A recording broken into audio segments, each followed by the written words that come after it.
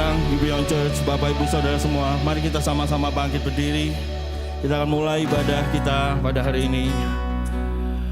Sebelum kita meninggikan, memuji nama Tuhan kita, boleh dong kita berikan salam ya, kanan kiri Anda, depan belakang. Katakan apa kabar, senang beribadah bersama hari ini. Wow. Baik jemaat Tuhan, kita akan membaca ayat fotum kita yang terambil dari Keluaran 15 ayat 2, 11 dan 13. Kita membaca secara bergantian. Tuhan itu kekuatanku dan mazmurku. Ia telah menjadi keselamatanku. Dia Allahku, kupuji Dia. Dia Allah Bapakku, kuluhurkan Dia. Saudara, siapakah yang seperti Engkau di antara para Allah ya Tuhan? Siapakah seperti Engkau, mulia karena kekudusan-Mu, menakutkan karena perbuatanmu yang masyhur. Engkau pembuat keajaiban. bersama-sama dengan kasih setiamu Engkau menuntun umat yang telah Kau tebus. Dengan kekuatanmu Engkau membimbingnya ke tempat kediaman-Mu yang kudus. Beri sorak-sorai kemuliaan bagi Tuhan kita. Kita menyembah Raja di atas segala raja, amin.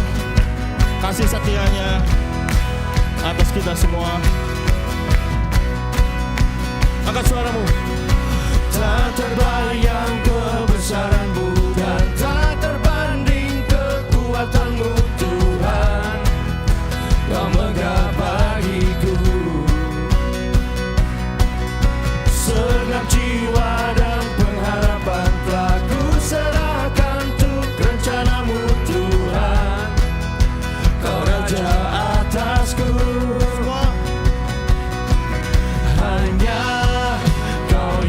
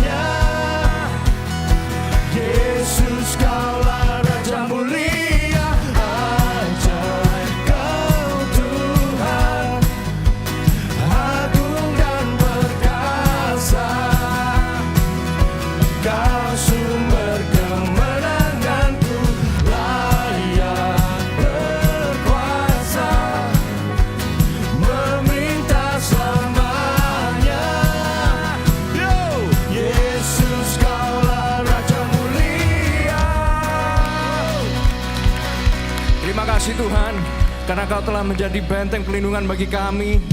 Engkau telah menebus kami semua ya Tuhan. Kami memuji-Mu ya Tuhan. Mari kita sama-sama nyanyikan. We won't fear the battle. We won't fear the battle. We won't fear the night. We will walk the valley with You by our side. You will go before us. You will lead the way. We have found a refuge only You can save. Sing with joy. Sing with joy now. Our God is for us. The Father's love is a strong and mighty fortress. Raise your voice now. No love is greater. Who can stand against us if our God is for us? Amen. Even when I stumble, even when I fall, even when I turn back, still Your love is sure. You will not abandon, You will not forsake. You will cheer me onward with never-ending grace. Sing with joy now, our God is for us. The Father's love is a strong and mighty fortress. Raise your voice now, no love is greater. Who can stand against us if our God is for us? Tidak ada kuasa yang dapat memisahkan kami dari kasih-Mu ya Tuhan. Sama-sama nyanyikan. Neither height nor depth can separate us. Hell and death will not defeat us. He who gave His Son to free us holds me in His love. Neither height nor depth can separate us. Hell and death will not defeat us. He who gave His Son to free us holds me in His love. Sing with joy now, our God is for us. The Father's love is a strong and mighty fortress. Raise your voice now, no love is greater. Who can stand against us if our God is for us? Sing with joy now, our God is for us. The Father's love is a strong and mighty fortress. Raise your voice now, no love is greater. Who can stand against us if our God is for us? Terima kasih ya Tuhan. Kasih setia-Mu yang tidak pernah habis-habis dalam kehidupan kami. Berikan kemuliaan bagi Tuhan kita semua, amin.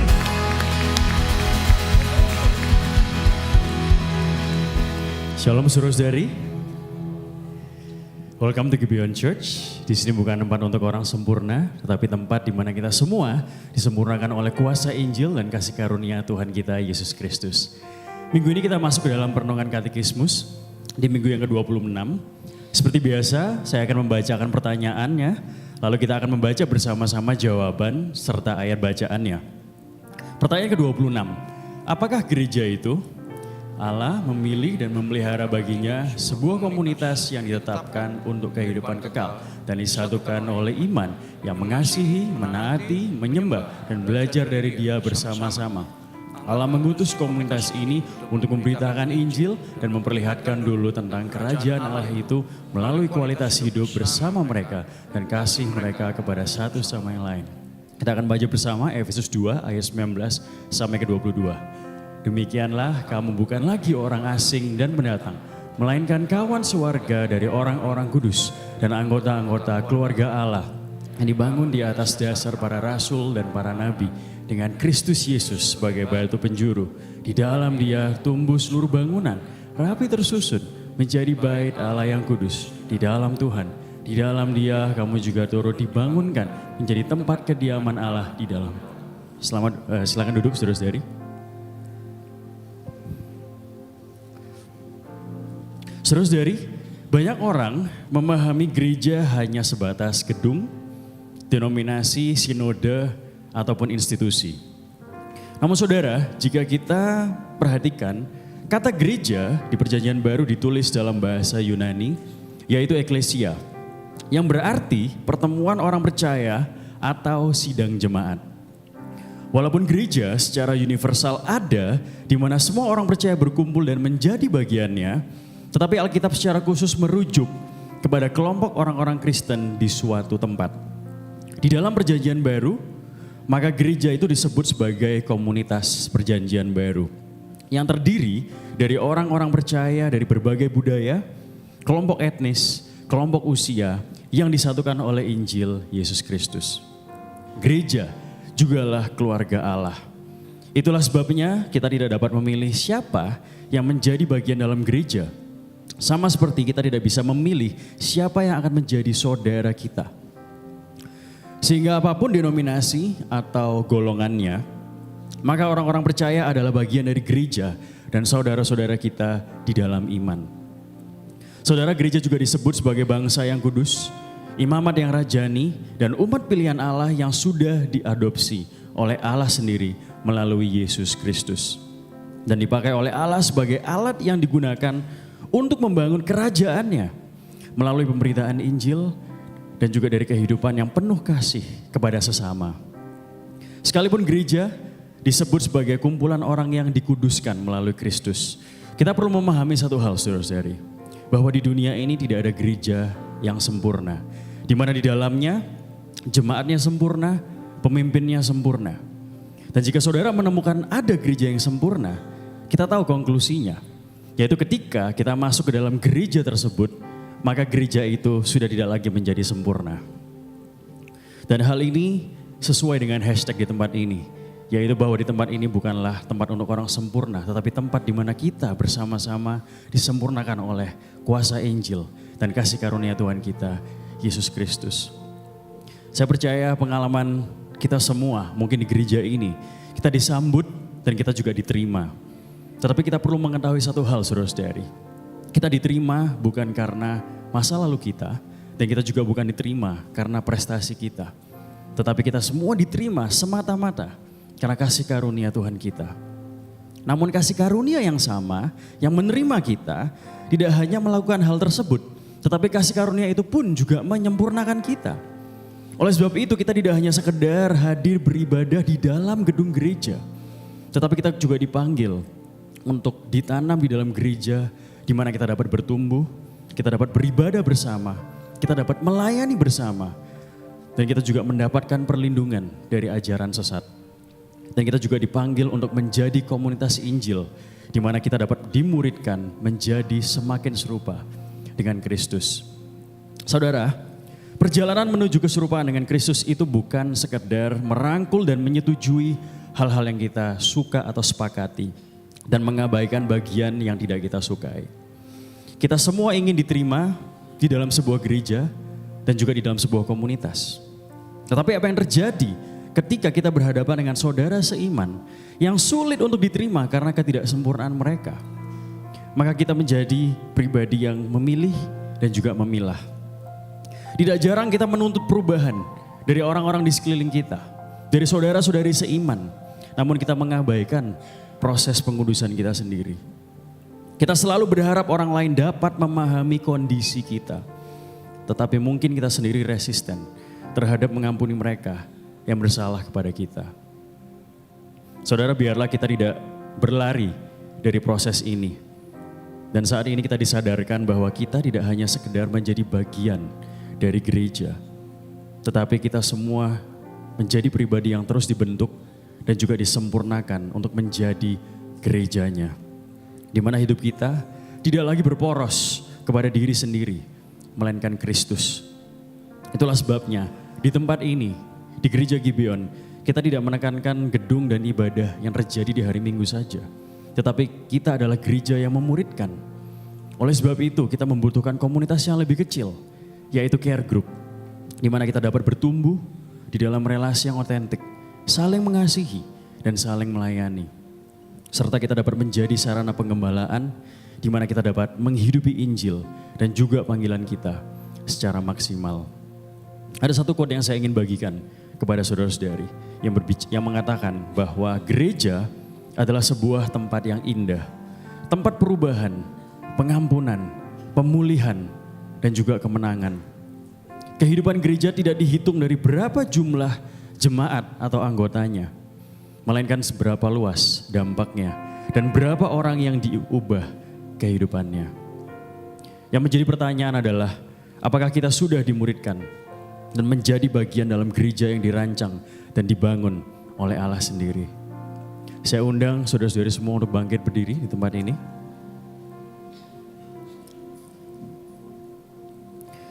Mari kita bertobat dan mengaku di hadapan Tuhan, karena seringkali kita sering menganggap gereja sebagai sebuah tempat di mana kita dapat memenuhi kebutuhan ataupun keinginan kita.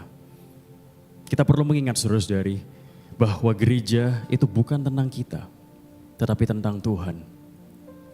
Oleh sebab itu mari sama-sama kita masuk dalam doa pertobatan secara pribadi. Dipersilahkan.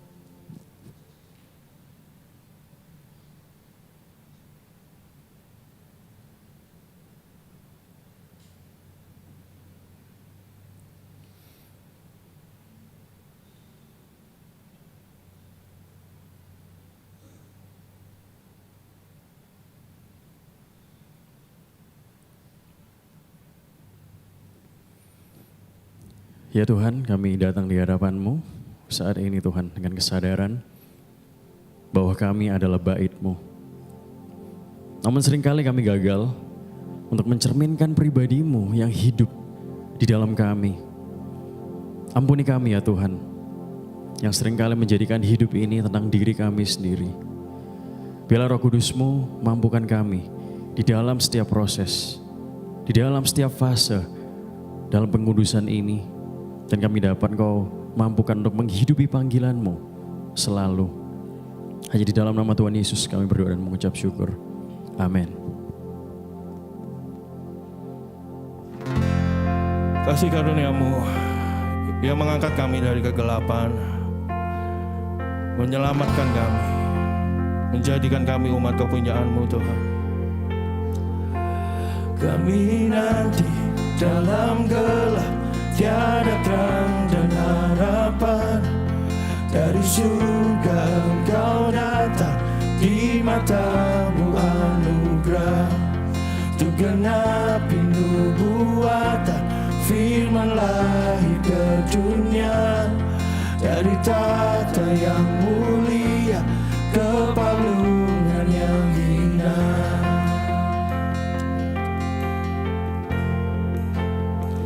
Suara-Mu, puji Dia Bapa, Putra dan Roh Kudus, Tritunggal.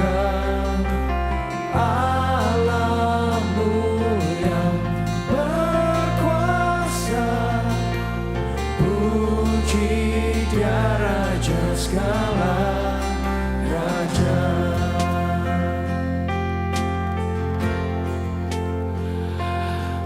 Kerajaan yang akan datang dan menyambut yang hilang, untuk selamatkan umat-Nya Kau rela disalibkan. Meski dalam derita-Mu Kau lihat kemenangan, agar kita diselamatkan. Yesus Dia dikorbankan. Ya Tuhan,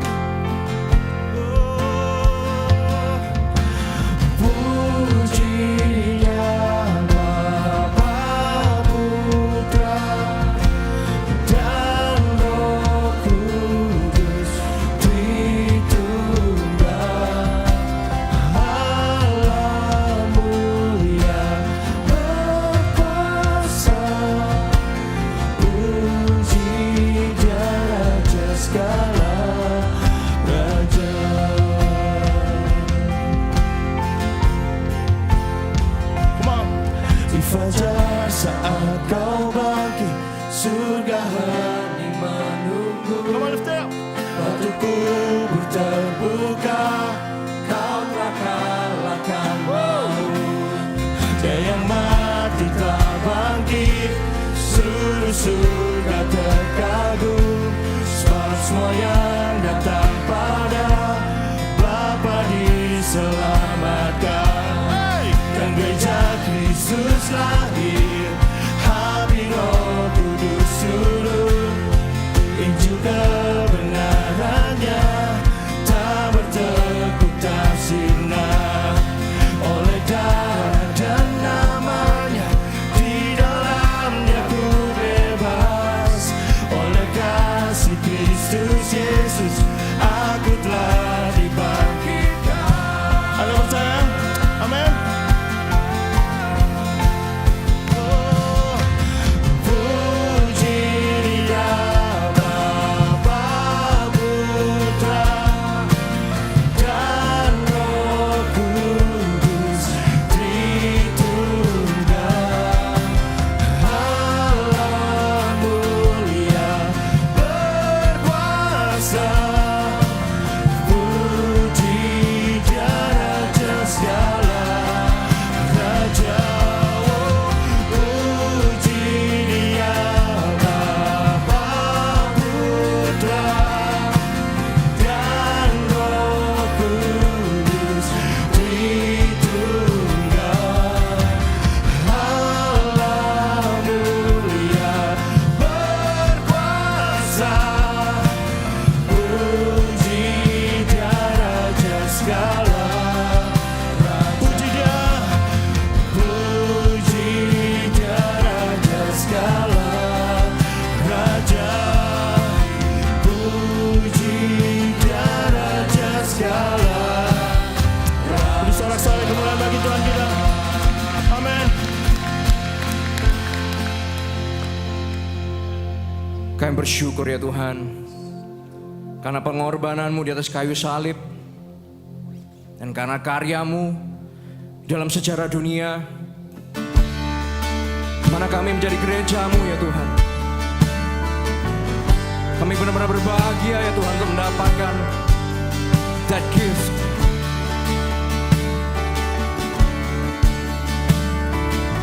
Mari sama-sama kita menyanyikan, ku berbahagia. Ku berbahagia, yakin teguh, Yesus abadi, kepunyaanku. Aku warisnya, ku ditebus, ciptaan baru,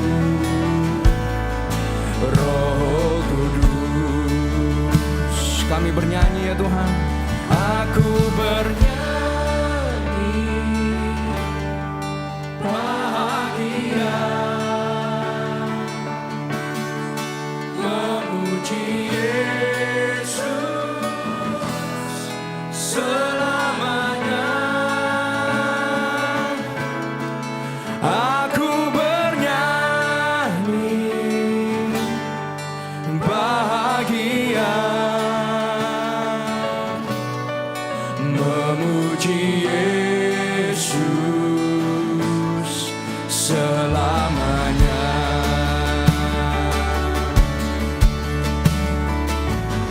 Kami pasrah ya Tuhan terhadap kuasa-Mu, pasrah sempurna, nikmat penuh, suka sorgawi melimpahiku. Lagu malaikat amat merdu, kasih dan rahmat besertaku. Kami bernyanyi Tuhan, aku bernyanyi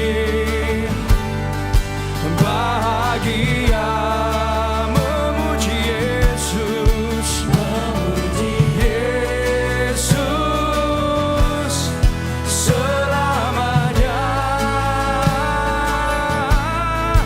Aku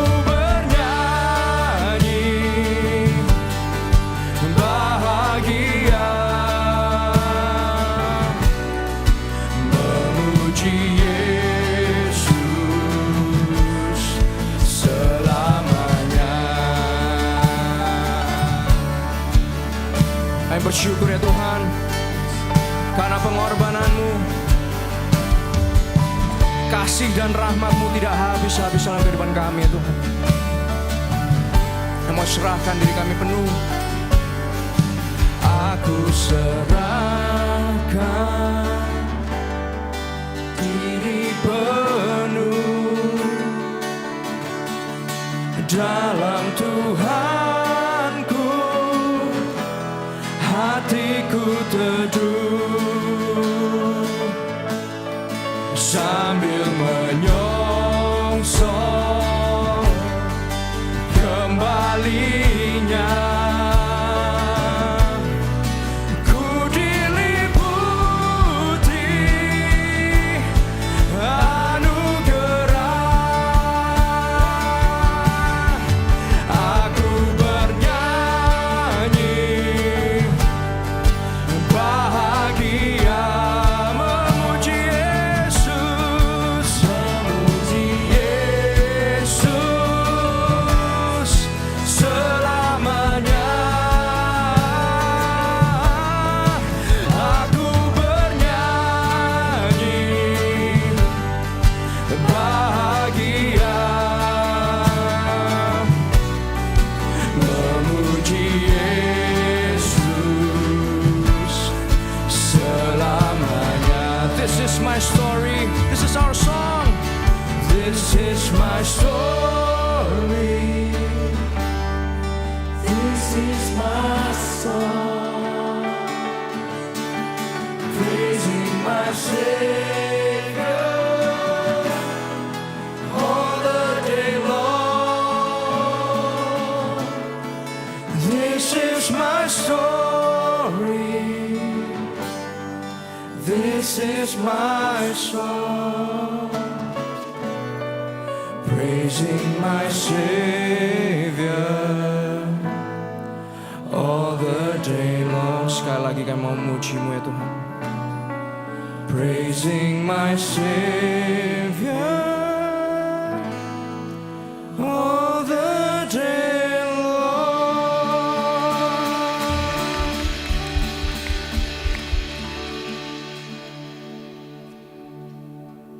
Kami bersyukur ya Tuhan, karena Engkau melayakkan kami untuk menjadi anak-anak-Mu,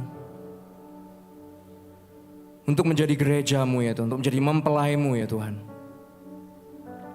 Itu adalah sebuah privilege bagi kami, orang-orang yang berdosa ya Tuhan. Engkau melayakkan kami, bahkan Engkau memanggil kami sebagai benda-benda belas kasihan-Mu ya Tuhan. Ajar kami ya Tuhan untuk bisa men-treasure, menghargai ya Tuhan pemberian-Mu ini ya Tuhan dalam hati kami ya Tuhan. Sebentar lagi kami akan mendengarkan firman-Mu ya Tuhan. Berkati hamba-Mu, berkati kami semua, agar hati kami juga menjadi tanah yang subur ya Tuhan. Agar firman-Mu bertumbuh dalam kami dan kami bisa melakukannya dalam kehidupan kami sehari-hari ya Tuhan. Pimpin kami ya Tuhan, biar Roh Kudus beracara di tengah-tengah kami. Kami serahkan waktu ini dalam tangan-Mu. Hanya dalam nama Allah Bapa, Allah Putra dan Allah Roh Kudus, Allah Tritunggal kami yang hidup. Amin. Jemaat dipersilakan untuk duduk kembali.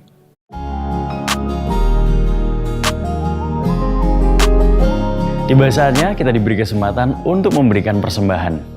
Anda dapat memberi dengan cara transfer ke rekening gereja yang kami cantumkan atau dengan scan QR Code melalui aplikasi-aplikasi yang ada di samping saya. Juga bisa melalui mesin EDC yang kami sediakan di area Giving Booth. Semua informasi yang dibutuhkan untuk memberi ada di kartu informasi Ways to Give di kursi masing-masing saat Anda datang. Kami juga menyediakan amplop yang dapat Anda pakai untuk memberi secara tunai. Lalu dapat Anda masukkan ke dalam kotak persembahan yang tersedia di pintu keluar saat pulang nanti. Kita memberi bukan supaya diberkati, tetapi kita memberi karena kita sudah diberkati.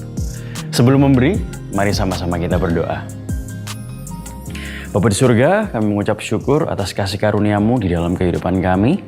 Sebentar kami akan memberi sebagian dari berkat yang Kau telah percayakan dalam kehidupan kami. Biarlah kami memberi dengan hati yang penuh dengan ucapan syukur dan juga sukacita. Dan biarlah melalui pemberian ini Tuhan, kabar baik Injil dapat semakin disebarluaskan dan juga dapat dipakai untuk membangun gereja-Mu di tempat ini. Terpujilah nama-Mu Bapa. Hanya di dalam nama Tuhan Yesus kami berdoa dan mengucap syukur. Amin. Selamat memberi. Shalom Jemaat Gibeon, saya Elin and this is Gibeon Weekly News.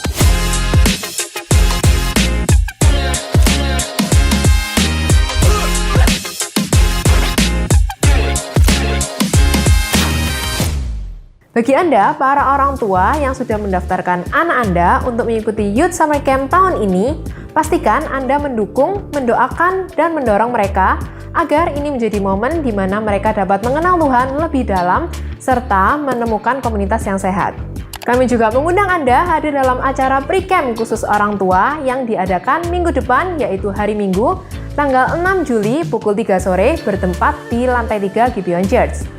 Di pre-camp ini, kami akan membagikan value dan tujuan, serta mengumumkan beberapa briefing mengenai acara Summer Camp. See you parents! Halo. Jadi kami berencana untuk menikah dan diberkati di Gibeon Church. Kira-kira prosesnya seperti apa ya? Nah, jadi gini, pernikahan bukan sekedar satu hari perayaan. Ini adalah awal dari sebuah pernikahan kudus di mana dua pribadi dipersatukan untuk mencerminkan kasih Kristus kepada jemaatnya. Karena itu, Gibeon Church memandang serius proses pemberkatan nikah. Bukan hanya sebagai formalitas, tetapi sebagai pendampingan rohani yang menolong calon mempelai mempersiapkan diri secara utuh, baik secara pribadi maupun sebagai pasangan, untuk menjalani panggilan mulia sebagai suami dan istri. Oleh sebab itu, kami sebagai gereja mempersiapkan setiap pasangan melalui kelas premarital. Namun, sebelum mengikuti kelas premarital, pastikan Anda dan pasangan Anda telah menjalani beberapa proses berikut.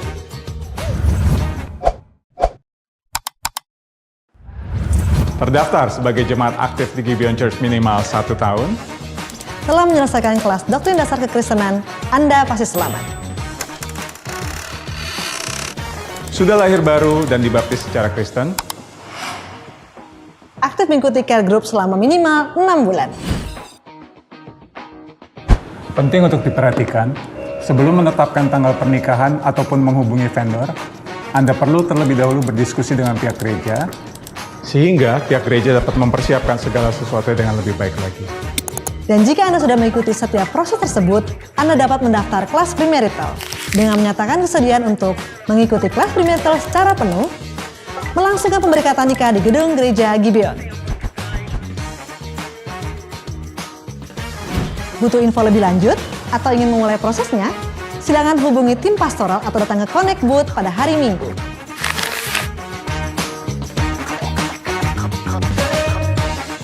Gibeon Church masih membuka pendaftaran kelas premarital untuk Anda yang ingin diberkati dalam pemberkatan nikah di Gibeon. Kelas premarital akan dimulai tanggal 5 Agustus 2025. Daftarkan diri Anda melalui link berikut, atau jika Anda memiliki pertanyaan, Anda dapat mengunjungi Connect Booth di depan gereja. Sekian Gibeon Weekly News kali ini. Have a blessed Sunday and enjoy the sermon. Untuk rekan-rekan yang telah mempersiapkan pengumuman, Shalom saudara, selamat datang di Gibeon Church bagi setiap kita yang sama-sama beribadah di tempat ini dan juga bagi setiap saudara yang beribadah secara live streaming. Di sini bukan tempat untuk orang sempurna, tapi tempat di mana kita semua disempurnakan oleh kuasa Injil dan kasih karunia Tuhan kita Yesus Kristus. Nah, saudara-saudara tentu percaya kalau saya bilang yang saudara lihat di pengumuman premarital tadi bukan diri saya yang sesungguhnya. Itu adalah tuntutan peran, saudara. Aslinya saya lebih parah dari itu sebenarnya. Nah, saudara, saya ingin menekankan tentang premarital sekali lagi bagi saudara yang berencana untuk menikah dan diberkati di Gibeon Church. Saudara pastikan bahwa saudara sudah mengikuti setiap proses yang ada. Sekali lagi bukan sebagai syarat, tapi karena memang saudara benar-benar rindu untuk digembalakan di Gibeon Church. Karena pemberkatan nikah itu sendiri juga adalah merupakan bagian dari penggembalaan di gereja kita.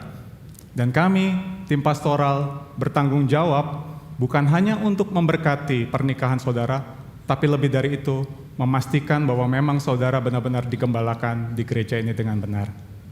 Untuk informasi lebih lanjut, saudara silakan mengunjungi Connect Booth. Oke, itu saja. Kita akan memulai mendengarkan firman Tuhan. Mari sama-sama kita tenangkan hati kita dan kita berdoa. Tuhan, kami bersyukur, terima kasih untuk kasih setiamu yang begitu besar di dalam hidup kami. Hari lepas hari kami menyadari bahwa semua yang kami alami semata-mata karena kebaikan Tuhan. Kalau kami dapat datang beribadah saat ini, itu pun semata karena kebaikan-Mu Tuhan. Sebentar kami akan sama-sama merenungkan kebenaran firman-Mu. Ya Allah Roh Kudus, Engkau yang ada di dalam setiap kami, tuntun kami, ajar kami, untuk kami belajar tidak hanya menjadi pendengar, tapi kami boleh belajar untuk menjadi pelaku kebenaran firman-Mu. Dan tolong hamba-Mu yang terbatas ini ya Tuhan, biar kiranya di tengah keterbatasannya, firman Tuhan dapat tetap tersampaikan dengan benar. Segala kemuliaan bagi nama Tuhan. Di dalam nama Yesus Kristus kami berdoa. Amin. Saudara, kita masih berada di dalam sermon series kita, Kebenaran Injil untuk Pergumulan Masa Kini, dan minggu ini kita sudah memasuki minggu yang keempat. Dan untuk judul khotbah pada hari ini adalah Kepastian di Tengah Keraguan. Dan ayat perenungan yang akan sama-sama kita renungkan terambil dari Mazmur 14 ayat yang ke-1 sampai dengan ayat yang ke-7. Kita baca secara bergantian, saya membaca ayat yang pertama, bersama-sama ayat yang kedua, terus bergantian sampai dengan selesai. Mazmur 14 ayat 1 sampai ke-7. Untuk pemimpin biduan dari Daud. Orang bebal berkata dalam hatinya, tidak ada Allah. Busuk dan jijik perbuatan mereka, tidak ada yang berbuat baik. Tuhan memandang ke bawah dari sorga kepada anak-anak manusia untuk melihat apakah ada yang berakal budi dan yang mencari Allah. Mereka semua telah menyeleweng, semuanya telah bejat, tidak ada yang berbuat baik, seorang pun tidak. Tidak sadarkah semua orang yang melakukan kejahatan, yang memakan habis umatku seperti memakan roti, dan yang tidak berseru kepada Tuhan? Di sanalah mereka ditimpa kekejutan yang besar, sebab Allah menyertai angkatan yang benar. Kamu dapat mengolok-olok maksud orang yang tertindas, tetapi Tuhan adalah tempat perlindungannya. Bersama-sama, ya, datanglah kiranya dari Sion keselamatan bagi Israel. Apabila Tuhan memulihkan keadaan umatnya, maka Yakub akan bersorak-sorak, Israel akan bersukacita. Sampai sedemikian jauh pembacaan firman Tuhan. Saudara, pada tahun 1900-an awal ada sebuah buletin di Inggris yang pernah mengajukan sebuah pertanyaan kepada sejumlah penulis dan pemikir yang besar di abad itu. Pertanyaan yang diajukan sederhana, namun sangat dalam. Pertanyaannya adalah seperti ini. What is wrong with the world? Apa yang salah dengan dunia ini? Dari sekian banyaknya jawaban yang diterima, salah satu jawaban yang paling mengejutkan datang dari seorang penulis yang juga seorang filsuf Kristen bernama G.K. Chesterton. Dia memberikan sebuah jawaban, dan jawabannya adalah jawaban yang terpendek dibandingkan dengan jawaban-jawaban lainnya. Dia menjawab dengan I am, saya. Saudara, jawaban ini meskipun singkat, mengandung makna yang sangat dalam. Chesterton, dia tidak sedang mengatakan bahwa dialah satu-satunya penyebab kekacauan di dunia. Namun dia sedang menyampaikan sebuah kebenaran yang penuh dengan kerendahan hati. Yaitu bahwa segala kekacauan yang terjadi di dunia ini bukan disebabkan oleh faktor luar, melainkan dari hati manusia yang telah tercemar oleh dosa. Jika kita melihat dengan jujur dunia yang kita tinggali saat ini, saudara, kita akan segera menyadari bahwa hidup kita saat ini, kita hidup di dunia yang penuh dengan kekacauan, penuh dengan kegelisahan. Krisis terjadi di mana-mana. Bukan hanya krisis politik dan krisis ekonomi, krisis identitas, krisis moral, krisis nilai-nilai kehidupan. Kita melihat itu. Perang masih terjadi sampai hari ini. Kekerasan dan ketidakadilan menjadi berita yang sering kita dengar, sering kita lihat.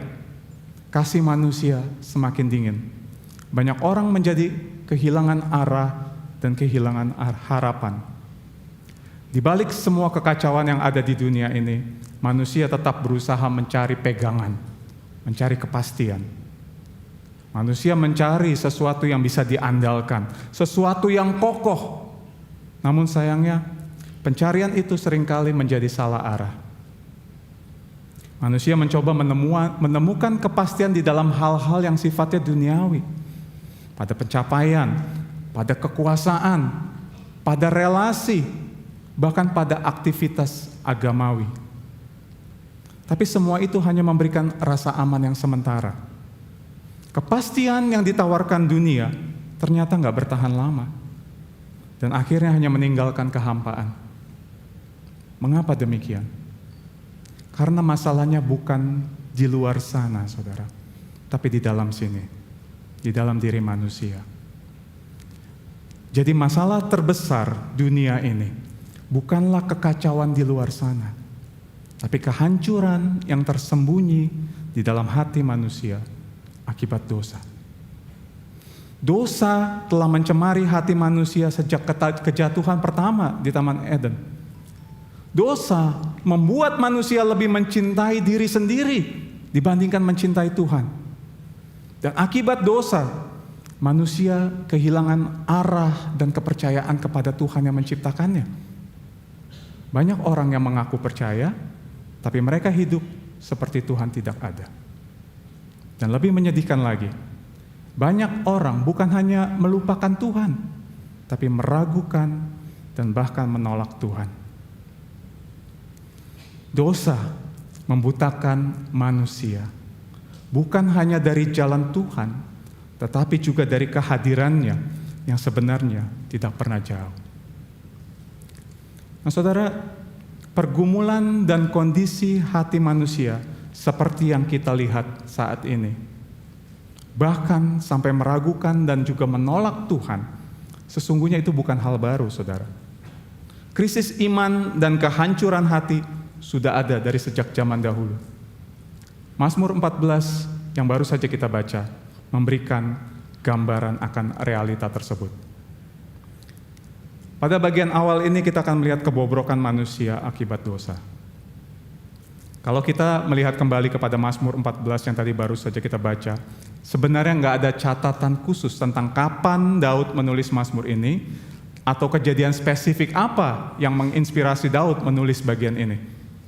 Kita hanya bisa menduga-duga konteks dan maksud dari tulisannya. Namun yang jelas, saudara, kondisi zaman Daud pada masa itu tidak jauh berbeda dengan keadaan saat ini. Daud menyaksikan sendiri bagaimana kerusakan hati manusia yang begitu dalam. Manusia hidup semaunya sendiri, meremehkan dosa, memutarbalikkan kebenaran, dan mereka berjalan menjauh dari Tuhan. Di tengah semua itu, orang-orang berusaha mencari jalan mereka sendiri. Bahkan banyak juga yang terang-terangan menolak dan tidak menghormati Tuhan. Nah, saudara, seringkali terjadi kesalahpahaman ketika kita membaca Mazmur 14. Banyak orang langsung menganggap bahwa orang bebal yang dimaksud Daud adalah mereka yang secara terang-terangan tidak percaya dengan keberadaan Tuhan. Yang hari ini kita sebut sebagai orang ateis. Saya juga demikian, saudara. Waktu saya merenungkan dan membaca Mazmur 14 ini pertama kali, saya juga berpikir seperti itu. Orang bebal berkata dalam hatinya, tidak ada Allah. Di pikiran saya langsung, ini pasti orang-orang yang tidak percaya Tuhan, orang ateis. Lalu kemudian waktu membaca bagian ayat keempat tentang umat Tuhan yang ditindas, saya langsung mengaitkan itu kepada diri saya. Itu tentang kita, umat Tuhan yang ditindas oleh dunia ini. Mungkin saudara juga ada yang mengalami seperti yang saya alami. Tapi kebenarannya adalah ini, saudara. Sebenarnya kita juga adalah orang bebal yang dimaksudkan Daud di dalam Mazmur ini. Mengapa? Karena kita tahu akibat dosa seluruh manusia telah tercemar dan memberontak terhadap Tuhan. Seperti yang dikatakan oleh James Johnston di dalam bukunya ini. Dia mengatakan Mazmur 14 adalah bagian penting dari Alkitab yang mengajarkan kepada kita bahwa seluruh umat manusia telah dirusak oleh dosa. Setiap kita telah memberontak terhadap Tuhan. Kita akan melihat lebih spesifik lagi akan hal ini. Nah, saudara, kata bebal di dalam Alkitab Indonesia versi yang lain seringkali dituliskan dengan bodoh. Dan di dalam bahasa Inggrisnya dituliskan dengan the fool. Tapi bebal atau bodoh di sini bukan berbicara tentang kebodohan secara intelektual, ya saudara. Seseorang yang dikatakan bebal atau bodoh pada bagian ini bisa saja seorang yang berpendidikan tinggi, seorang yang pandai secara intelektual. Tapi penekanan bodoh di sini adalah pada moral dan spiritual yang cacat, sesuai dengan arti di bahasa aslinya Nabal, yang adalah bodoh, bejat, atau orang tidak bermoral. Kalau kita melihat kembali di dalam ayat yang pertama, di sini Daud mengatakan, orang bebal berkata di dalam hatinya, tidak ada Allah. Saudara, seperti yang saya sampaikan tadi, hari ini mungkin kalau kita mendengar ada orang berkata, tidak ada Allah, kita akan menyebut orang itu sebagai ateis, yaitu mereka yang tidak percaya akan keberadaan Tuhan. Tapi pada bagian ini, saudara, Daud tidak sedang menunjuk secara khusus kepada orang-orang yang kita sebut ateis itu. Tapi justru Daud sedang menunjuk kepada siapapun, termasuk mereka yang mengaku percaya kepada Tuhan. Mengapa demikian? Pertama, saudara, karena kalau kita melihat konteks pada zaman Daud hidup masa itu, orang-orang pada masa itu bukanlah orang-orang yang hidupnya tidak percaya Tuhan. Sebaliknya, orang-orang pada masa itu adalah orang-orang yang percaya kepada Tuhan, bahkan kepada banyak Tuhan. Mereka hidup dengan menyembah dewa-dewa, termasuk bangsa Israel. Pada waktu bangsa Israel jatuh ke dalam dosa mereka bukannya tadinya mereka percaya Tuhan, lalu mereka berbalik menjadi tidak percaya Tuhan, menjadi seorang ateis, bukan itu, saudara. Tapi karena mereka berbalik dari Tuhan dan menyembah dewa lain yang sebenarnya bukan Tuhan sama sekali. Jadi orang bebal yang mengatakan tidak ada Allah yang Daud maksudkan di sini adalah mereka yang percaya kepada Tuhan, lalu berbalik meninggalkan Tuhan dan menyembah dewa-dewa yang lain. Hal kedua yang semakin menegaskan bahwa orang bebal di dalam Mazmur 14 ini bukan hanya seorang ateis, tetapi juga termasuk kita yang mengaku percaya Tuhan, terletak pada kalimat tidak ada Allah. Nah, saudara, di dalam terjemahan bahasa Inggris, kalimat tidak ada Allah ini sering ditulis dengan there is no God. Nah, namun saudara, kalau kita melihat teks aslinya di dalam bahasa Ibrani yaitu Ein Elohim, artinya bukan there is no God, tetapi no God. There is no God adalah pernyataan logis atau keyakinan yang menyatakan bahwa Tuhan tidak ada. Ini sesuai dengan cara berpikir orang ateis yang tidak percaya dengan keberadaan Tuhan. Tapi no God di dalam bahasa aslinya lebih merupakan seruan sikap hati. Seperti orang yang berseru, tidak ada Tuhan bagi saya tidak peduli Tuhan, atau saya tidak mau tunduk pada Tuhan. Jadi maksudnya bukan hanya soal seseorang, apa yang seseorang itu yakini, tapi ini berbicara tentang bagaimana seseorang itu hidup. Orang bebal bisa saja secara agama percaya kepada Tuhan, percaya bahwa Tuhan itu ada, tapi hidupnya menunjukkan yang sebaliknya. Hidup tanpa rasa takut akan Tuhan, hidup tanpa bersandar pada Tuhan, dan tanpa mengakui otoritas Tuhan di dalam hidupnya. Jadi kita bisa simpulkan seperti ini. Orang bebal bukan hanya mereka yang menyangkal Tuhan secara nyata, tapi juga mereka yang percaya kepada Tuhan seperti saudara dan saya, tapi hidup seolah-olah Tuhan tidak ada. Kemudian kalau kita melanjutkan, Daud di bagian berikutnya mengatakan perbuatan orang-orang bebal itu yang adalah busuk dan menjijikkan. Sehingga di bagian awal, di ayat pertama dari Mazmur ini, Daud menutup dengan satu kesimpulan, bahwa tidak ada satupun manusia yang berbuat baik. Bahkan seolah setuju dengan pernyataan Daud, di ayat berikutnya, Tuhan yang digambarkan seperti manusia, berada jauh di surga, melihat dan mencari-cari apakah ada manusia yang benar, pada akhirnya menyimpulkan bahwa tidak ada satupun manusia di bumi ini yang berbuat benar atau berbuat baik. Semua orang telah berdosa. ESV Gospel Transformation Bible menyimpulkan bagian awal dari Mazmur ini seperti ini. Meskipun tidak semua mengaku ateis, Semua orang mempraktekkannya pada tingkat tertentu dengan menolak berbuat baik atau mencari Tuhan, seolah-olah dia tidak ada. Nah, saudara, dari yang sudah kita lihat sejauh ini, saudara, kita bisa menarik satu kesimpulan yang sangat penting. Orang bebal bukan hanya mereka yang tidak percaya Tuhan, tetapi juga mereka yang hidup seolah-olah Tuhan tidak ada. Bisa jadi bibir kita mengaku percaya Tuhan, tetapi di hidup kita berkata, no God. Kita menjalani hari tanpa bergantung kepada Tuhan, tanpa takut akan Dia, dan tanpa tunduk pada firman-Nya. Itulah yang Alkitab sebut sebagai orang bebal. Dan orang bebal yang dimaksud juga adalah saudara dan saya. Karena pada akhirnya Tuhan sendiri menyatakan bahwa tidak ada satupun manusia di bumi ini yang benar dan baik. Semua telah berdosa. Nah, saudara, mungkin firman hari ini tidak nyaman untuk kita dengar.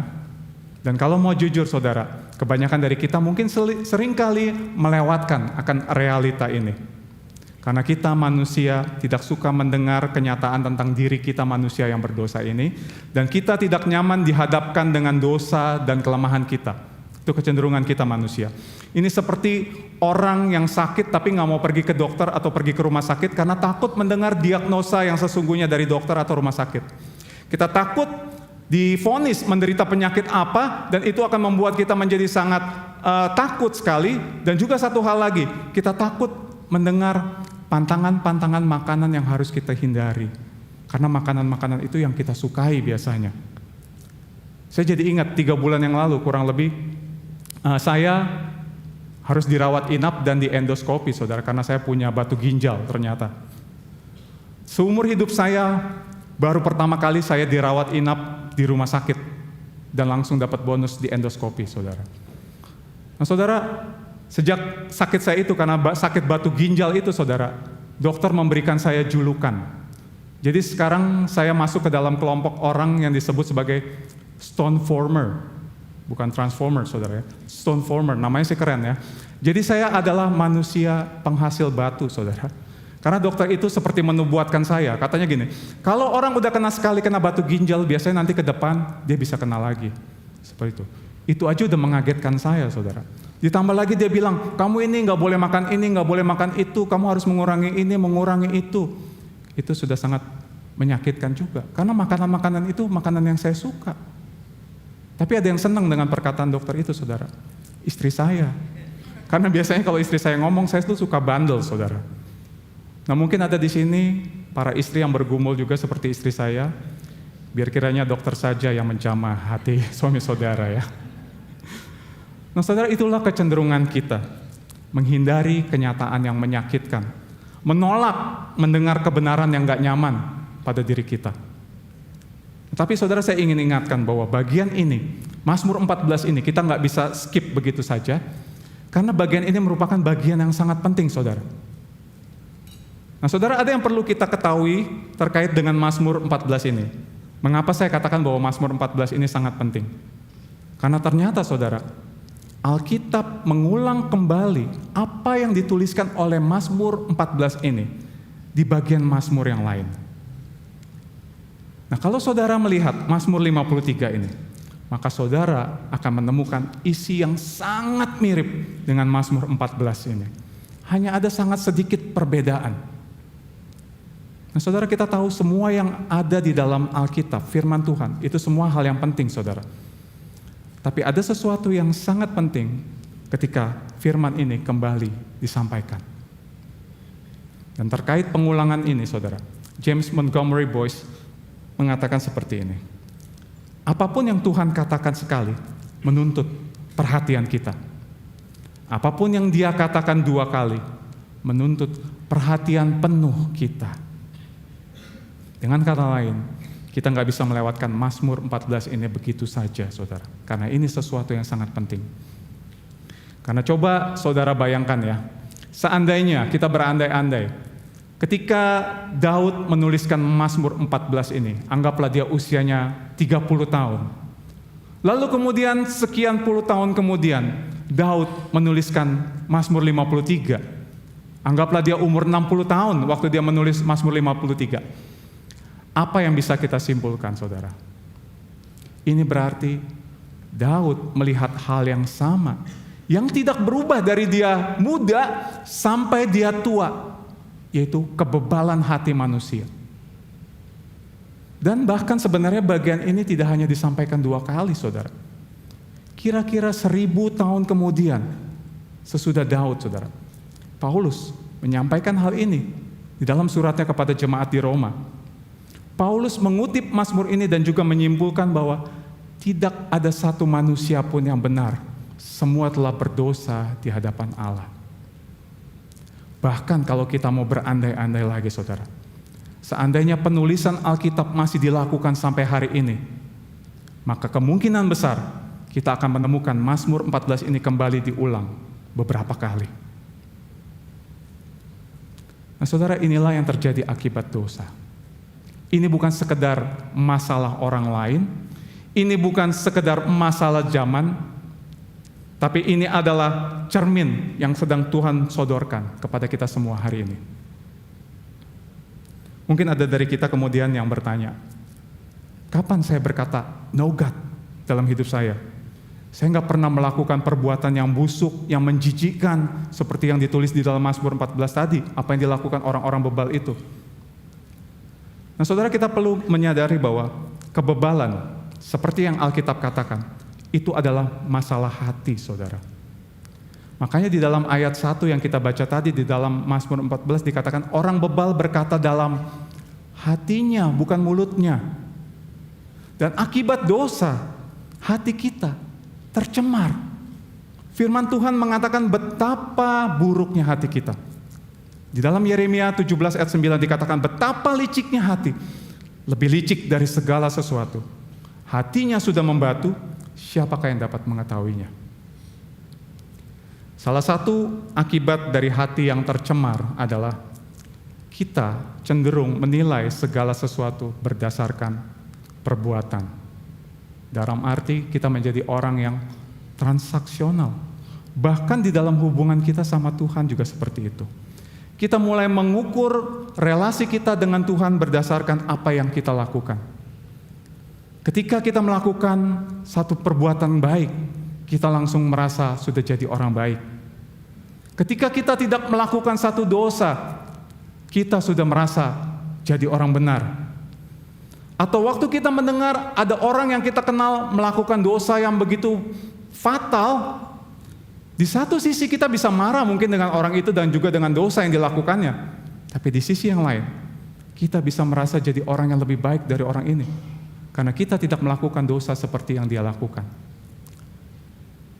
Saya pernah mendengar cerita ada suami yang melakukan tindak KDRT kepada istrinya lalu meninggalkan dia. Saat saya mendengar itu, saudara, saya sangat marah dengan laki-laki itu, dan saya sangat marah dengan dosa yang dilakukannya. Tetapi jujur, saudara, hati saya yang jahat ini secara nggak sadar berkata, saya ini suami yang lebih baik daripada laki-laki ini. Karena saya nggak melakukan KDRT ke istri saya. Itu akibat dosa, saudara. Saudara, apakah pernah mendengar nama Hans Christian Andersen? Dia bukan jemaat Gibeon, saudara, jadi kita tidak akan menemukan nama itu. Hans Christian Andersen adalah seorang penulis cerita anak-anak yang sangat terkenal, saudara. Mungkin kalau masa kecil kita bahagia atau cukup bahagia, kita mungkin pernah berkesempatan mendengar atau membaca cerita-cerita dari Hans Christian Andersen. Nah, salah satu dongengnya atau ceritanya yang sangat terkenal adalah kisah berjudul Pakaian Baru Kaisar. Ada yang pernah mendengar atau membaca? Ternyata banyak dari kita yang masa kecilnya kurang bahagia sepertinya ya. Oke, saya akan ceritakan, saudara. Jadi pada zaman dahulu kala, hiduplah seorang kaisar yang sangat mencintai pakaian. Yang ia pikirkan di dalam apa yang ia lakukan adalah bagaimana dia bisa tampil keren setiap hari di depan rakyatnya dengan pakaian yang baru. Nah, satu kali datang 2 orang penipu kepada kaisar ini, dan mereka bilang kepada kaisar ini, kami bisa membuatkan pakaian yang indah untuk kaisar. Bukan hanya indah, tapi juga pakaian yang ajaib. Karena orang yang bisa melihat pakaian ini hanya orang yang baik hati dan bijaksana. Wah, kaisar sangat tertarik. Oke, kamu buat ya pakaian itu. Jadi singkat cerita, dua penipu ini berpura-pura menenun pakaian itu, padahal mereka tidak menenun apa-apa, saudara. Nah, kaisar kemudian menyuruh anak buahnya satu persatu untuk melihat apa yang dikerjakan dua penipu itu. Dan tentu saja mereka nggak menemukan baju itu. Tapi karena nggak mau dianggap bodoh, semua anak buahnya bilang ke kaisar, "Keren, kaisar." Lalu kaisar penasaran, kaisar juga nyamperin ke dua penipu itu, dan dia mau lihat apa yang sudah dibuat oleh dua penipu itu. Dan tentu saja dia nggak bisa melihat apa-apa. Tapi karena nggak mau dianggap bodoh, dia berkata ke dua penipu itu, "Hebat, keren, saya mau pakai baju itu." Nah, singkat cerita, saudara, kaisar memakai baju yang sebenarnya nggak ada bahannya sama sekali itu, dan dia berjalan-jalan di hadapan rakyatnya dengan tanpa pakaian tentunya ya. Dan rakyatnya, saudara, yang melihat itu berpura-pura terpesona. Wow, keren. Karena mereka semua nggak mau dianggap bodoh, saudara. Sampai tiba-tiba seorang anak berteriak dari kejauhan, "Dia telanjang!" Seperti itu ceritanya, saudara. Nah, saudara, seperti sang kaisar yang berjalan dengan penuh percaya diri, padahal sebenarnya dia telanjang, saudara. Begitu pula manusia berdosa yang merasa diri baik dan benar berdasarkan perbuatan mereka. Mereka mengandalkan pakaian agama, pakaian tradisi, pakaian moralitas. Tapi semua itu nggak mampu untuk menutupi ketelanjangan mereka di hadapan Allah yang kudus. Dan ini juga yang ditegaskan oleh Paulus di dalam surat Roma 3. Ketika dia mengutip Mazmur 14 ini. Tidak ada seorang pun yang benar. Tidak ada yang mencari Allah. Tidak ada yang melakukan yang baik, seorang pun tidak. Mengapa Paulus mengatakan hal itu? Karena pada waktu itu, di Roma, orang-orang percaya, khususnya orang-orang Yahudi, Paulus ingin menelanjangi mereka. Karena mereka merasa diri mereka sudah cukup baik dengan mereka berbuat baik, melakukan tindakan agama, dan menjaga moralitas mereka. Tapi Paulus ingin menunjukkan bahwa standar kebaikan Allah bukanlah sekedar perbuatan lahiriah, tapi kesucian hati dari hidup yang sungguh merindukan Tuhan. Bahkan seorang penyair Rusia bernama Turgenev, dia bukan seorang yang mengenal Tuhan, tapi dia juga menyadari kejahatan hati manusia, dan dia mengatakan seperti ini, saudara. Saya tidak tahu seperti apa hati orang yang jahat, tapi saya tahu seperti apa hati orang baik. Dan itu mengerikan. Maksud perkataan ini adalah, bahkan hati manusia yang paling baik sekalipun menurut standar dunia, itu mengerikan, saudara. Nah, saudara, inilah yang seringkali luput dari perhatian kita. Tanpa sadar, kita bisa menjadi seorang yang bebal. Bukan karena kita terang-terangan menolak Tuhan, tapi karena kita hidup seolah-olah kita tidak membutuhkan Dia. Kita merasa diri cukup baik karena sudah melakukan perbuatan-perbuatan baik, padahal hati kita jauh daripadanya. Lalu mungkin ada juga yang bertanya, kapan saya berkata, "No God"? Saya ini Kristen dari lahir, saya aktif ke gereja, saya berdoa, saya pelayanan, saya rajin CG. Rasanya nggak mungkin saya tidak percaya kepada Tuhan, apalagi sampai mengabaikan Tuhan dalam hidup saya. Nah, saudara, kalau saya bertanya kepada setiap saudara saat ini, apakah saudara percaya kepada Tuhan? Saya yakin kita semua dengan cepat dapat menjawab, "Ya, saya percaya kepada Tuhan." Buktinya adalah apa? Kalau saya di tempat ini karena saya percaya sama Tuhan. Tapi bagaimana jika pertanyaannya saya ubah sedikit? Apakah saudara percaya kepada Tuhan dengan sepenuh hati? Mungkin sebagian besar dari kita tidak dapat menjawab secepat kita menjawab pertanyaan pertama. Karena percaya kepada Tuhan dengan sepenuh hati adalah hal yang jauh lebih dalam daripada hanya sekedar mengakui keberadaannya.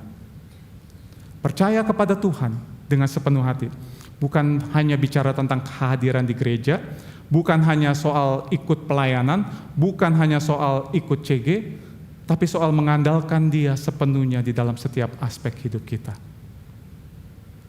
Masalah kita sebagai orang percaya biasanya bukan karena kita tidak percaya Tuhan.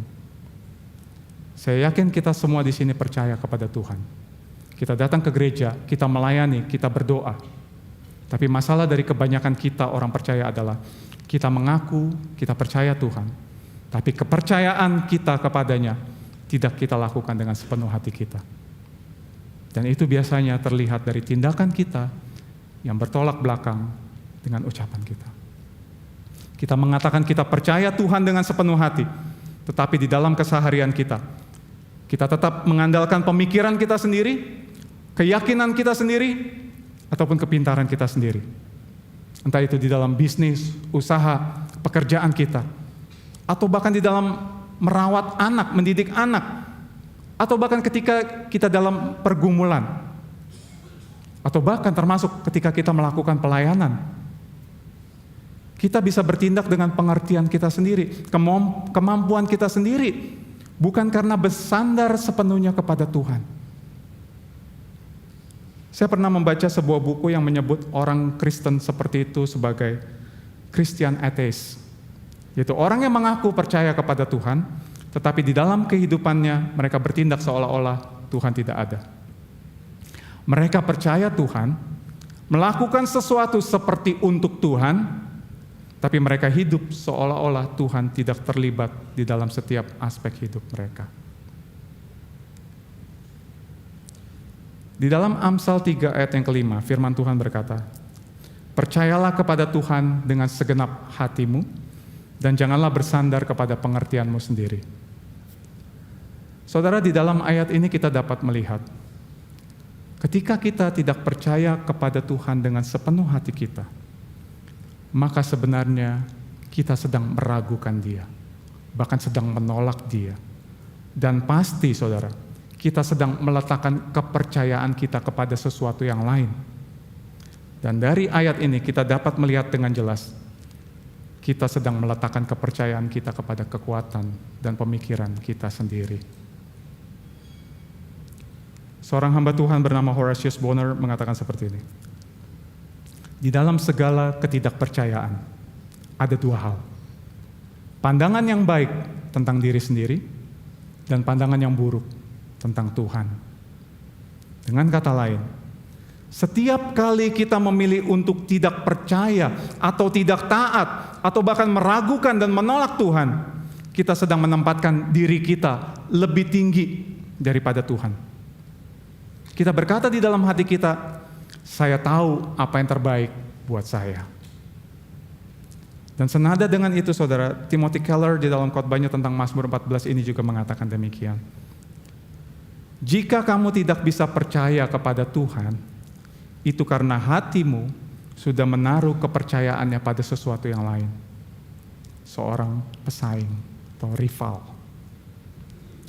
Nah, saudara, masalah terbesar bukanlah kita tidak percaya Tuhan, tapi kita tidak sungguh-sungguh bersandar kepadanya. Kita bisa aktif secara lahiriah, tapi hati kita sebenarnya sedang menaruh kepercayaan kepada hal yang lain. Entah itu diri kita sendiri, logika pemikiran kita, atau kepada hal-hal duniawi lainnya. Dan saat itu terjadi, tanpa sadar, kita sedang berkata di dalam hati kita, "No God." Saudara, bagian ini mengingatkan kita, kitalah orang bebal itu. Bukan karena kita menolak Tuhan, tapi karena kita hidup seolah-olah Tuhan tidak ada. Kita berkata percaya, tapi kita bersandar pada kekuatan sendiri. Kita menyebut Tuhan berdaulat, tapi kita mengabaikan Dia di dalam setiap keputusan yang kita ambil. Kita datang beribadah, tetapi di dalam kehidupan sehari-hari, kita mengesampingkan Dia di dalam hidup kita. Dan inilah intinya. Setiap kali kita tidak percaya kepada Tuhan dengan sepenuh hati kita sedang berkata dalam hati kita, "No God." Nah, saudara, cukup rendah hatikah kita untuk mengakui dan berkata seperti G.K. Chesterton, "I am the problem, Lord." Tuhan, sayalah masalahnya. Saya masalah dari setiap kekacauan yang terjadi di dunia ini. Karena saudara, hanya ketika kita menyadari betapa hancur dan bobroknya hati kita ini, maka kita akan sungguh mengerti betapa indah dan berharganya kasih karunia Tuhan dalam hidup kita. Dan inilah yang terjadi di bagian berikutnya, saudara. Pada bagian berikutnya dari Mazmur 14, kita melihat manusia semakin jahat. Namun di bagian ini juga, saudara, kita melihat kasih karunia Tuhan bagi umat pilihannya. Setelah di bagian awal dari Mazmur 14 tadi menunjukkan kondisi manusia yang rusak total, saudara. Di bagian berikut ini, saudara, memberikan satu kejutan yang penuh harapan. Tuhan berkata, ada umatku. Saudara, ini sangat mengagetkan, saudara. Karena setelah kita membaca bahwa semua orang telah menolak Tuhan, kita mungkin mengira tidak akan ada harapan sama sekali. Namun justru di sini kita melihat kasih karunia Tuhan yang menakjubkan. Tuhan berkata, umatku. Pertanyaannya, dari mana datangnya umat Tuhan ini? Bukankah mereka juga termasuk di dalam kelompok manusia berdosa tadi? Betul. Mereka pun tadinya bebal, mereka pun tidak mencari Allah. Tapi justru disinilah kita melihat kasih karunia Allah bagi manusia berdosa. Yaitu bahwa Tuhan, Dia tidak menunggu manusia datang kepadanya, tapi Dialah yang datang kepada manusia. Dan ini seperti yang dituliskan Paulus di dalam Roma 5 ayat yang ke-6 sampai ke-8. Karena waktu kita masih lemah, Kristus telah mati untuk kita orang-orang durhaka pada waktu yang ditentukan oleh Allah. Sebab tidak mudah seorang mau mati untuk orang yang benar, tetapi mungkin untuk orang-orang yang baik ada orang-orang yang berani mati. Akan tetapi Allah menunjukkan kasih-Nya kepada kita, oleh karena Kristus telah mati untuk kita ketika kita masih berdosa. Saudara, kitalah orang-orang durhaka itu, saudara. Dan kitalah orang-orang yang diselamatkan semata-mata karena kasih karunia. Bukan karena siapa kita, bukan karena pencapaian kita, perbuatan kita. Bukan karena itu semua. Ini memberikan kita penghiburan sekaligus peringatan, saudara. Kalau hari ini kita adalah umat Tuhan, itu bukan karena kita lebih baik dari dunia, tapi karena kasih Tuhan jauh lebih besar daripada dosa kita. Tapi saudara, menjadi umat Tuhan bukan berarti hidup kita akan bebas dari tantangan. Justru sebaliknya, kita hidup di tengah dunia yang menolak Allah, yang berkata no God. Seperti ayat 4 tadi mengatakan seperti ini. Mereka, orang-orang jahat yang mewakili dunia ini, dikatakan memakan umatku seperti memakan roti. Saudara, roti pada zaman Daud adalah makanan pokok. Semua orang memakan roti. Itu sudah menjadi hal yang biasa. Jadi ini artinya menyakiti umat Tuhan telah menjadi sesuatu yang biasa di mata dunia. Mereka menyakiti umat Tuhan seperti makan roti. Tanpa rasa bersalah, tanpa rasa takut. Karena hal itu dianggap hal yang wajar, hal yang normal. Saudara, mungkin ada di antara kita yang saat ini sedang merasakan hal itu. Betapa sulit untuk tetap setia kepada Tuhan di tengah dunia yang seolah mau memakan kita. Misalnya di tempat kerja. Saudara sudah berusaha keras, bekerja dengan jujur, dengan tekun, tapi saudara difitnah dan dijauhi karena saudara menolak untuk melakukan hal-hal yang tidak sesuai dengan firman Tuhan. Teman-teman yang sedang studi mungkin, ada orang-orang yang mengejek saudara hanya karena saudara minoritas dan tetap teguh memegang iman saudara. Begitu juga di lingkungan sosial atau di lingkungan pertemanan, memilih hidup jujur, memilih hidup kudus, kadang bisa membuat saudara dianggap aneh, bahkan saudara bisa ditolak. Nah, saudara, kita sadar bahwa kita ini sebenarnya adalah orang-orang bebal itu.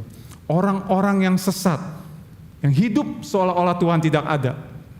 Tetapi kasih karunia Tuhan datang kepada kita dan menyelamatkan kita, bukan karena kita baik, tapi karena Dia semata-mata yang baik. Kita diampuni, kita diangkat menjadi umatnya, dan kita menjadi milik kesayangannya. Namun justru sebagai umatnya, kita pasti akan tetap menghadapi dunia yang menolak Allah. Dunia akan berusaha memakan umatnya seperti makan roti, saudara. Pertanyaannya sekarang, bagaimana reaksi kita? Apakah kita akan menjadi marah juga dengan dunia ini? Apakah kita akan menjadi iri hati kepada orang-orang dunia yang hidupnya kelihatannya lebih enak dibandingkan kita yang sudah percaya Tuhan tapi hidupnya sepertinya ditekan? Atau apakah kita akan menjadi patah semangat dan mulai berpikir dan berkompromi agar supaya kita nggak dimakan lagi? Dan akhirnya kita memilih untuk meragukan Tuhan dan menolak Tuhan lagi di dalam hidup kita. Atau apakah kita mau terus mengingat kembali siapa kita dulu yang sebenarnya adalah orang-orang bebal, tapi kita sudah diselamatkan oleh kasih karunia. Dan justru karena itulah kita mau menanggapi dunia ini bukan dengan kepahitan, tetapi dengan tetap setia pada Tuhan.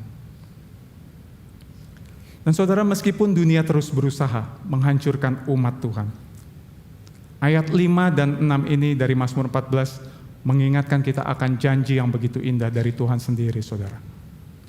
Tuhan sendiri yang berjanji untuk menyertai umatnya. Dan Dia memberikan jaminan, yaitu dirinya sendiri sebagai tempat perlindungan bagi umatnya. Saudara, bayangkan ada seorang anak kecil yang ketakutan menghadapi hari pertama sekolah. Dia mungkin takut, dia khawatir karena dia akan masuk ke dalam lingkungan yang baru. Tapi kemudian papa mamanya datang kepadanya, kemudian memeluk anaknya, lalu kemudian berkata, "Tenang nak, papa ada, mama ada sama-sama kamu ya. Papa dan mama akan menemani kamu." Saudara, bayangkan betapa tenangnya hati anak itu ketika mendengar hal tersebut. Atau misalkan di sebuah negeri yang kacau karena peperangan, rakyat menjadi ketakutan, khawatir apakah mereka akan selamat. Lalu tiba-tiba pemimpin dari negara itu berdiri di tengah-tengah mereka dan berkata, "Tenang, saya ada bersama-sama dengan kalian. Saya tidak akan meninggalkan kalian." Hal itu juga akan menenangkan hati rakyatnya. Nah, saudara, bayangkan, di tengah dunia yang kacau balau ini, di tengah dunia yang mau memakan kita, kita mendengar suara Tuhan sendiri yang berkata, "Aku beserta engkau. Jangan takut, aku sendiri yang menjadi perlindunganmu." Saudara, apa yang lebih menenangkan daripada mendengar ini? Bahwa Tuhan sendiri, pencipta dunia ini dan segala isinya, menyertai dan menopang kita. Inilah yang membuat kita dapat tetap berdiri teguh di tengah ketidakpastian dunia ini. Kasih karunia yang menyelamatkan kita dan terus menopang kita, dan janjinya yang tidak pernah gagal untuk senantiasa menyertai serta melindungi umatnya. Dan kita bersyukur, saudara, karena hal tersebut memberikan pengharapan kepada kita. Bukan hanya pengharapan sementara, tetapi satu pengharapan yang pasti yang kita temukan di dalam pribadi Tuhan kita. Inilah yang disampaikan oleh Daud di bagian akhir tulisannya di Mazmur 14. Dia berkata, "Ya, datanglah kiranya dari Sion keselamatan bagi Israel. Apabila Tuhan memulihkan keadaan umatnya, maka Yakub akan bersorak-sorak, Israel akan bersukacita." Apa makna dari ungkapan ini?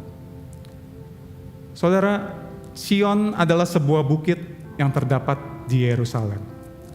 Tetapi Sion bukan hanya sebuah tempat biasa, saudara, melainkan simbol akan hadirat Allah itu sendiri. Tempat di mana Allah berdiam di tengah umatnya. Jadi ketika Daud berseru agar keselamatan datang dari Sion, dia sedang meminta Allah yang Maha Kuasa itu untuk turun langsung untuk memulihkan dan menyelamatkan umatnya. Dan pada akhirnya, saudara, kita tahu seolah Tuhan menjawab seruan Daud ini, saudara. Allah ternyata tidak hanya memandang manusia dari kejauhan, saudara.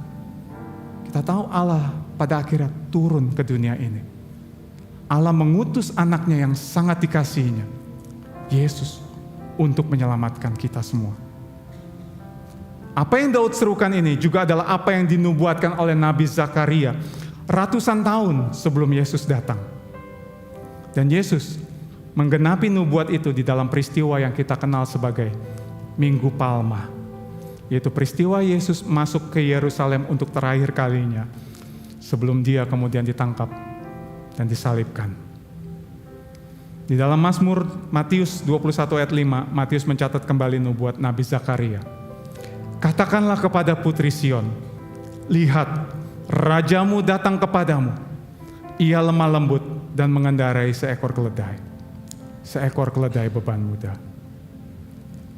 Ketika Yesus memasuki Yerusalem di minggu terakhir sebelum ia disalibkan, dia datang tidak dengan pasukan yang besar ataupun kendaraan yang megah, tetapi Raja mulia itu, dia datang dengan cara yang sangat sederhana dan penuh kerendahan hati.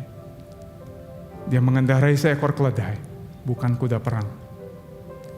Orang-orang pada waktu itu menyambutnya dengan sorak-sorai. Mereka melambaikan daun palma sambil berseru, Hosana bagi anak Daud.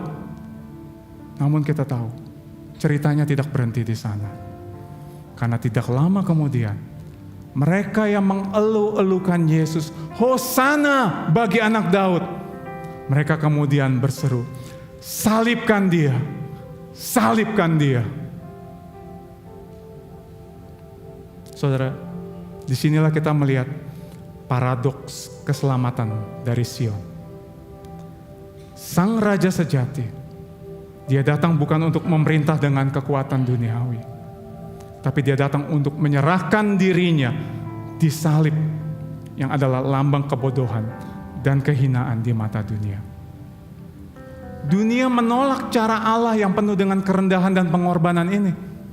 Karena dunia lebih tertarik dengan kemuliaan tanpa penderitaan, keselamatan tanpa pertobatan, dan pengampunan tanpa salib.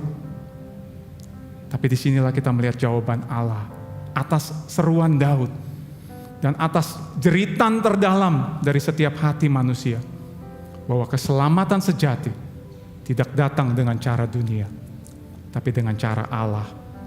Cara yang tampak bodoh bagi dunia, namun penuh kuasa bagi setiap mereka yang percaya. Dan cara itu adalah salib.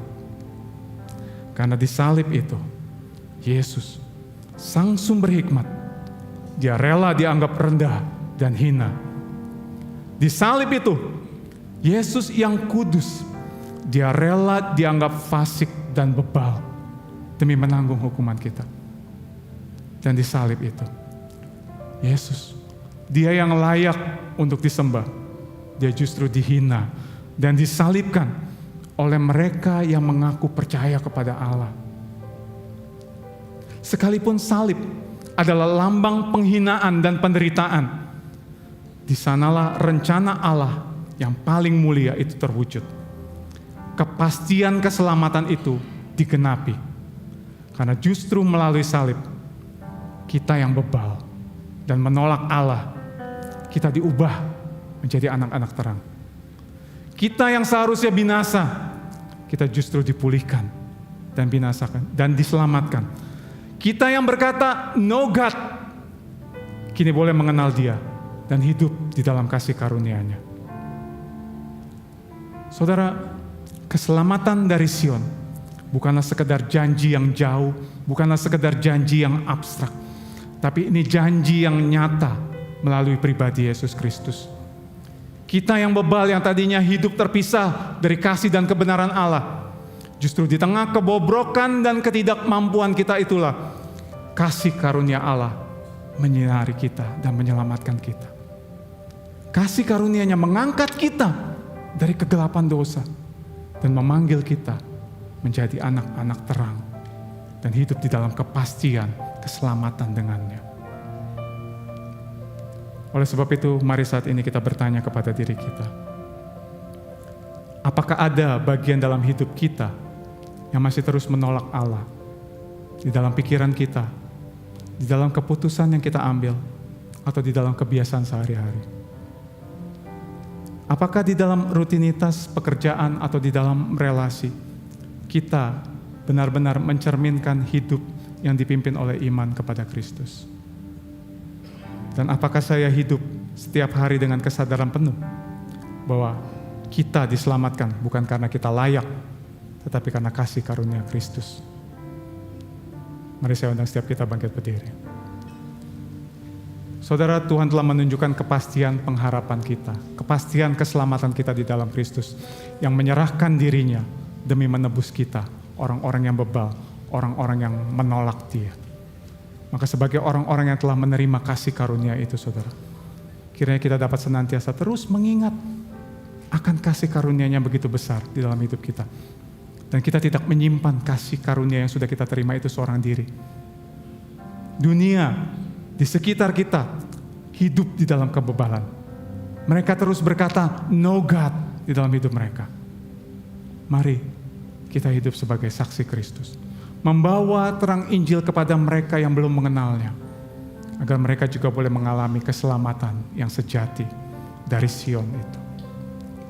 Oleh sebab itu, sebagai orang-orang berinjil, biarlah kita senantiasa bersyukur, menyadari bahwa kita adalah orang-orang yang diselamatkan semata karena kasih karunia, bukan karena usaha kita. Sebagai orang berinjil, biarlah kita rindu untuk membagikan kabar keselamatan dengan rendah hati dan dengan penuh kasih di tengah dunia yang berkata no God. Dan sebagai orang berinjil, biarlah kita senantiasa bersandar pada Kristus sebagai sumber kepastian dan kekuatan sejati di dalam kehidupan kita. Amin. Mari sebagai respon kita akan firman Tuhan, kita naikkan pujian ini.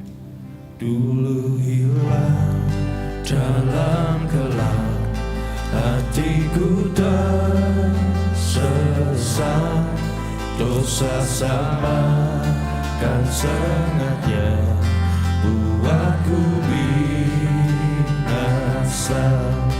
Harapanku telah menyimpang, tolak kehendakmu, kasih-Mu yang membuatku terima anugerah-Mu. Terima kasih Tuhan. Haleluya,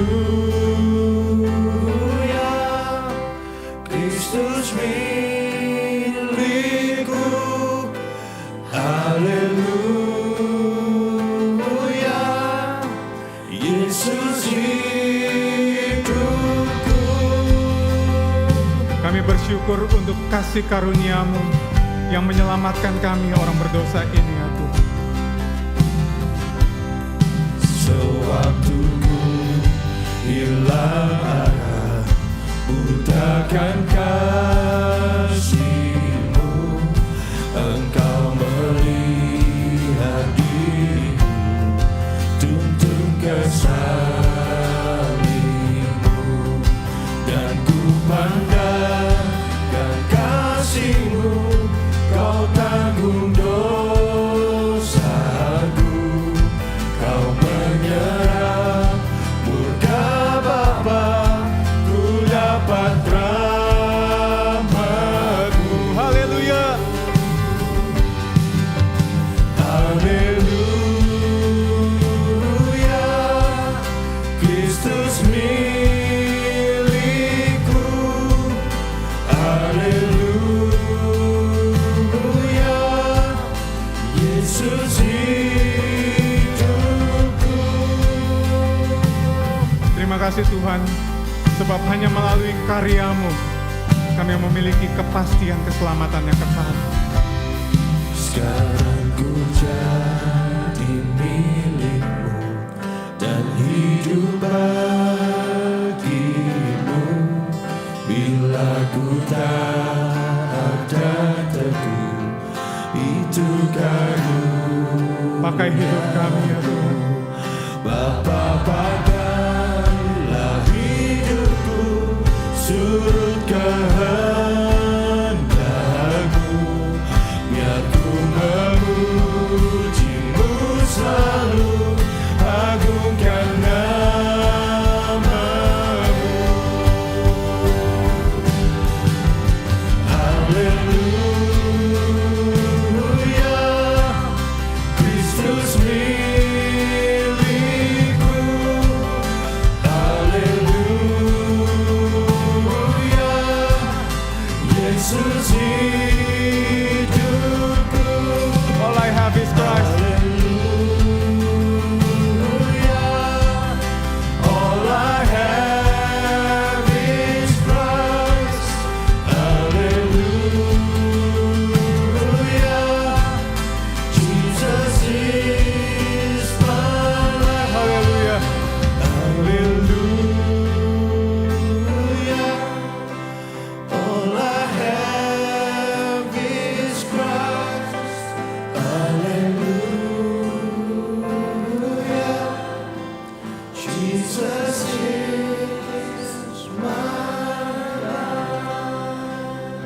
bersyukur untuk kasih karunia-Mu yang begitu ajaib ya Tuhan, yang menyelamatkan kami orang-orang berdosa ini.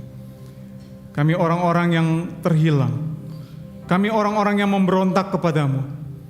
Kami yang adalah orang bebal itu Tuhan, yang seringkali berteriak di dalam hati kami, no God. Tapi Engkau memilih kami. Engkau menyelamatkan kami dengan mengorbankan diri-Mu bagi kami. Sehingga kami orang bebal ini dapat diselamatkan menjadi anak-anak Allah. Bukan karena siapa kami, bukan karena apa yang kami lakukan, tapi semata karena kasih karunia-Mu. Namun saat ini kami juga mengaku di hadapan-Mu Tuhan. Kami bertobat, karena sebagai orang-orang bebal yang telah ditebus ini Tuhan, kami tanpa sadar masih hidup seperti orang bebal itu sendiri. Di dalam aktivitas kami, di dalam setiap keputusan yang kami ambil, bahkan ketika kami di dalam pergumulan, kami sering menggunakan akal pikiran kami sendiri. Tanpa sadar kami menempatkan diri kami lebih tinggi daripada Engkau Tuhan. Ampuni kami ya Tuhan. Allah Roh Kudus, tolong kami untuk dapat menghidupi kebenaran firman-Mu yang sudah sama-sama kami renungkan hari ini ya Tuhan. Kami rindu untuk terus diubahkan, semakin serupa dengan Yesus Kristus. Terima kasih ya Tuhan. Mari siapkan hati kita dan terimalah berkat Tuhan. Kiranya Tuhan memberkati engkau dan melindungi engkau. Tuhan menyinari engkau dengan wajah-Nya dan memberikan engkau kasih karunia. Tuhan menghadapkan wajah-Nya kepadamu dan memberikan engkau damai sejahtera. Kiranya kasih karunia dari Allah Bapa, cinta kasih dari Yesus Kristus Tuhan kita, dan persekutuan yang manis dengan Allah Roh Kudus menyertai kita semua mulai saat ini sampai selamanya. Mari setiap kita yang percaya bersama kita katakan amin. Tuhan Yesus memberkati. Selamat hari Minggu. Silakan duduk saudara.